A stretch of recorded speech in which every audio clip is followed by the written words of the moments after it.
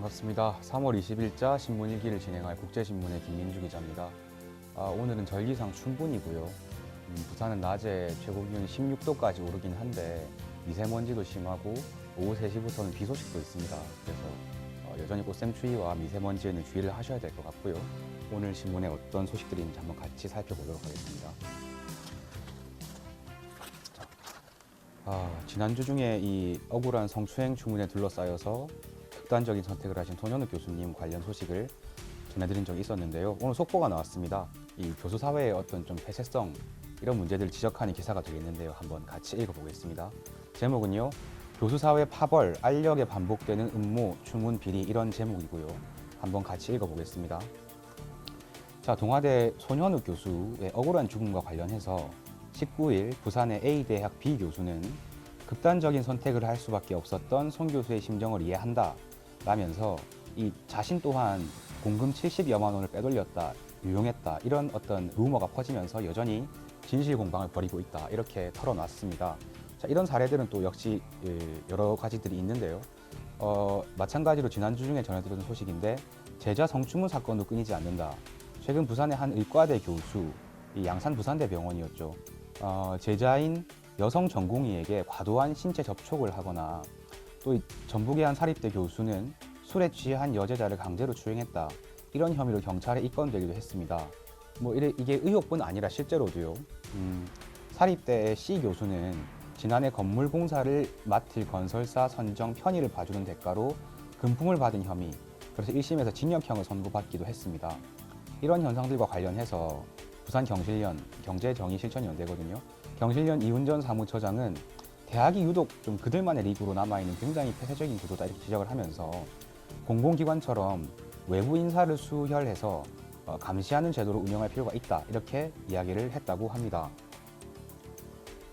자, 이런 어떤 교수 사회에서 일어나는 일들을 사례들만 가지고 교수 사회 전체가 좀 문제가 있다 이렇게 말하기는 어려울 겁니다. 그런데 어쨌든 교수라는 직업은 굉장한 권위와 권력을 가지게 될 수밖에 없는 직업이고 교수 사회도 마찬가지거든요. 그렇다면 최소한의 견제와 감시는 필요하지 않나 이런 입장에 동의할 수 있다면 여기 이훈전 처장이 말씀했던 대로 어떤 외부 인사를 들여옴으로써 견제의 기구를 마련하는 그런 방안도 충분히 어떤 교수 사회의 문제라든가 이 투명성을 높일 수 있는 그런 방안이 될 수 있을 거라고 생각이 됩니다.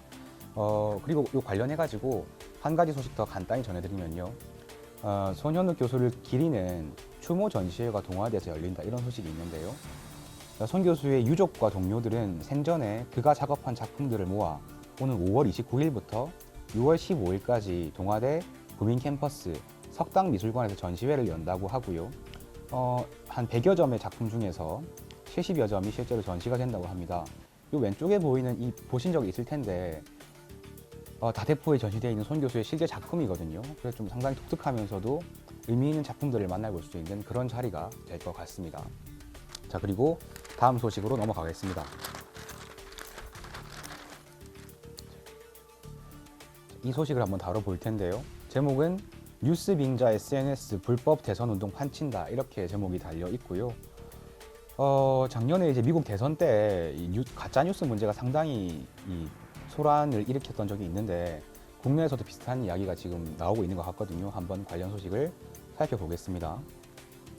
자, 바로 사례를 살펴볼 텐데요. CC는 최근 여론조사 애플리케이션 김투표를 내려받아 자신의 페이스북에서 어떤 후보자를 지지하는가라는 모의 투표를 진행했다. 공직선거법상 모의 인기투표도 여론조사에 해당하기 때문에 선거관리위원회에 신고를 하지 않으면 이런 어떤 투표를 진행하는 것도 위법이다. 그래서 선관위가 경고 조치를 내렸고요. 19일까지 부산에서만 이런 사례가 5건 적발됐다고 합니다.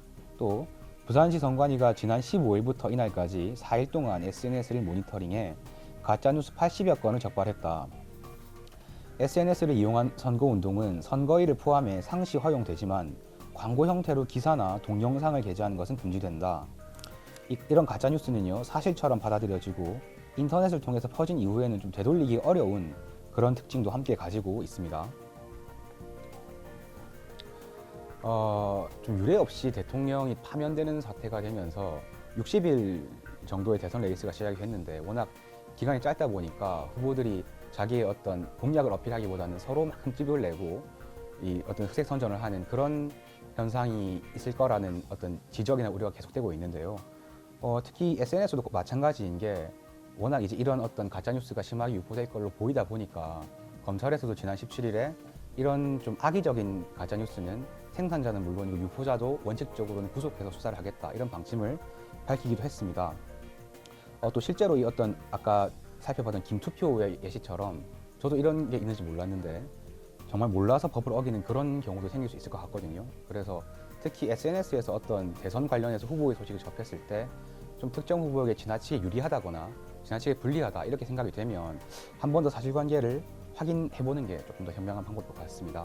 그리고 좀 어떤 이 비방보다는 비전을 제시하는 그런 대선으로 끝마칠 수 있으면 좋겠다라는 생각을 같이 해봅니다.